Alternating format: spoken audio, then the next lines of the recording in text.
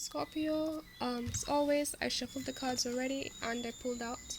I always take my time to get into the energies first before I start the video so that you don't have to sit down and wait while I'm trying to make sense out of what I intuitively feel. The first thing I got with these two cards was strength. No. The first thing I heard was it is time, and I heard strength, justice, equality, and strength, justice, equality,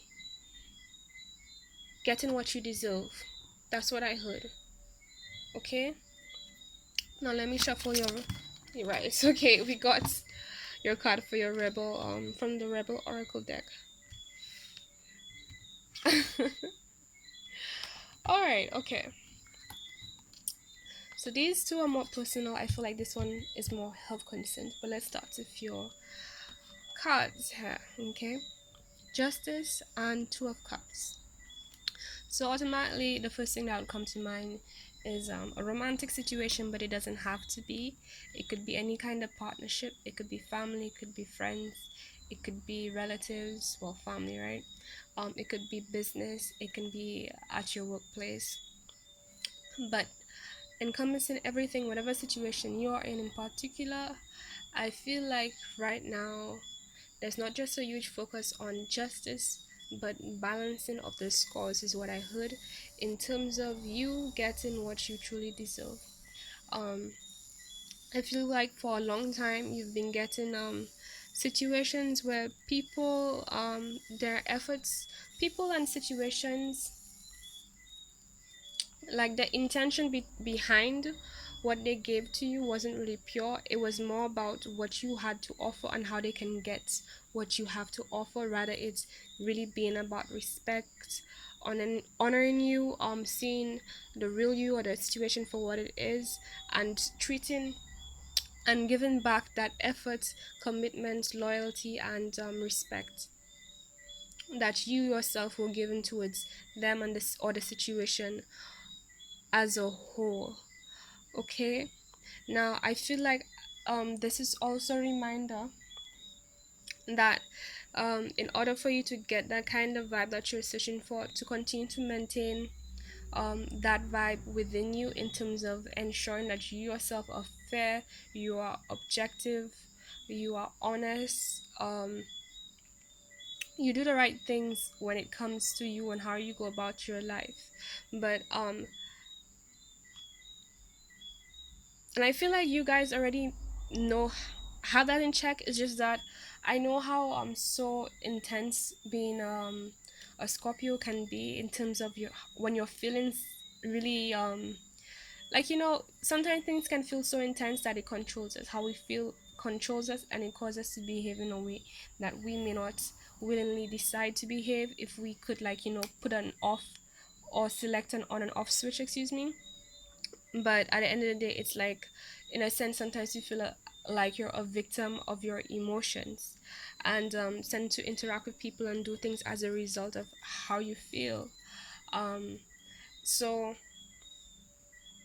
just making sure moving forward that you continue to treat situations and different things fairly, inside and out of you, is what I heard. So it also brings to my attention, maybe you guys might have been the reason why you ended up in these situations that cause people and things to take you for granted and not treat you right, is because you haven't always been, or you tend not to be completely fair to yourself, and tend to allow yourself to be, remain, or settle for circumstances that isn't truly in alignment with what you truly deserve, your time, your effort, your energy, your commitment. And now you owe it to yourself, in order to keep this balance and bring this balance in. Moving forward, you have to stay committed to your needs, what you deserve, your effort, your time, and your energy, and don't allow anything to get between that commitment to yourself. Okay, that's what's going to set the bar for, and that's what should set the bar for everything. If it's not in alignment with your efforts, your time, your concern, everything that you put towards the situation, then it's a no. Next. Basically, on to the next one. That's what your mentality should be. And know that what is right for you, I feel like it's coming towards you, but it's like it's kind of like a check-in to make sure you guys remember um that above everyone else, the number one person who lets you down in terms of how you're treated is you. Because the truth is that if we're in any situation that wasn't right for us, that disrespected our needs, our concerns, and so on, it started off with how we treated ourselves, what we have allowed into our life, what we have allowed people to do, how we have allowed people to cross our boundaries, or how we've bent or accommodated or compromised our own needs for somebody else. You can't compromise your needs, man. Your needs are your needs. They're your needs. Anybody who cares about you will ultimately will no doubt flat off just respect that, because that's another way of someone saying, hey, I love you. It's a different language, but anybody who identifies with, okay, this person is doing this because it's necessary for them, for their well-being, for their mental health, for their physical health, for their survival. I mean, like, how can you say you even care about somebody if you don't care about those things? If somebody doesn't care about the thing in particular that contributes to you and your life in that way, if they don't care about that, then they don't care about you. It doesn't matter how you look at it. It doesn't matter how compassionate you are about the situation. It doesn't how compassionate you try to be, or where they come from, or how they see it. It doesn't matter. Point blank is, moving forward, what really matters for you. And I'm saying not being selfish, but you guys just stop sleeping on yourself. Sorry, I had to stop the video for a quick second to attend to somebody. Right. So this is about maintaining that balance and self-love, I heard, within, in order for you to keep getting and receiving that self-love and balance outside of you, in regards to what you want to experience and what you should be experiencing. Now, the Rebel Oracle deck, from that deck, we got Get the F Outside, Move Your Ass, and behind it it says Your Body is Pissed at You. Okay, so this, like I said, is more health concerned, in terms of a need to exercise, a need to spend time in nature, a need to get more sunlight, a need to change your environment, and treat your body right, is what I heard. And again, that goes back to that same thing. What you do to yourself is what you attract. You don't treat your body right, and then you attract somebody who isn't treating you right. Well, that's why. Okay, so it's like sometimes we can get mad at how people treat us, in terms of, like, not treating us the way we deserve to treat us. But then there's always this aspect where we can look to ourselves and remember that, hey, they're only reflecting me, an aspect of that already exists within myself. And that means that that's what you can take as a lesson. And by lesson, I mean, every time you're in a situation moving forward, or you meet somebody, or if you have any come across anyone who even tries to treat you less than you deserve, that could mean a warning sign to you that currently, at that moment in time, you're not treating yourself. And what you need to do is, like, okay, reflect on yourself and what's going on in your life and your needs and your wants, and see in what way are you not completely fulfilling that aspect of you. So instead of, like, taking things personally in terms of people not treating you right, um, this can make it easier for you to see how they are really an extension of how, at that point in time, when you meet them, when you witness that circumstance right now, well, at that point in time, like I said, you're not treating yourself right, in terms of right. Pretty much that's it. um and then, since you can recognize that, then you can put your effort and your time and energy towards correcting that for yourself, and then leave those situations behind that weren't for you anyway. Basically, using people who aren't, I don't like to say the word using, but using the opportunity, let's put it that way, using the opportunity um um that was shown to you in terms of someone you attract, to just reflect to you something that you need to improve on upon yourself in terms of loving yourself better. Okay, I heard play your part. It's not just about the outside, what we receive externally. The outside only exists because of what's inside of us. And I feel like sometimes, I don't say we forget it, but we more neglect that fact, and we get too caught up in our feelings and what we want and we desire, and get so focused on that thing of interest or that person of interest, that you know little energy and little time is left for those other things that also should be considered, um, to bring justice to who we are as a person. um, Loving yourself wholesomely is what I heard. Okay, there's no like little hair and then neglect this. If you neglect any aspect of yourself, then don't be surprised when something or someone does something that isn't in alignment with what you should be dealing with. Basically, I'm not saying you're supposed to be perfect, but I feel like this is one of those things they want to bring to your awareness. Okay, and instead of moving forward, this is also,